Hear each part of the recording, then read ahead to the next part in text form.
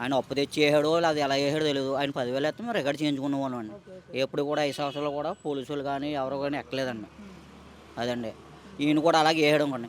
అదొకటి సూపర్ సిక్స్లో bus free అన్నాడు కదండి. అది ఆటో వాళ్ళు ఏమైపోతారండి బస్సు ఫ్రీ పెడితే. ఇప్పుడు మేము ఎత్తాను కదా అతను తగ్గాడు. బస్సు ఫ్రీ పెట్టకూడదు. అది చాలా తప్పు అండి. అది 800 కోట్లు లాస్ వస్తుందండి రోజును. ఆ కోట్లు లాస్ వచ్చింది మా మీద వేస్తారు కదండి. ఇది ఇలాంటివి మానుకోవాలండి ఆయన.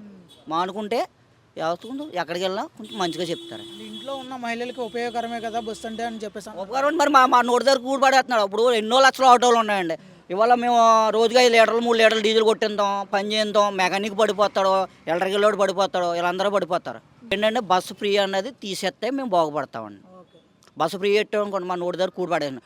మా ఇంట్లో ఒక 8 ఓట్లు ఉంటాయండి. 8 ఓట్లు కూడా ఆటో మీద బతకాలి. మరి అతను సూపర్ సిక్స్లో నేను బస్సు ఫ్రీ పెడతానండి.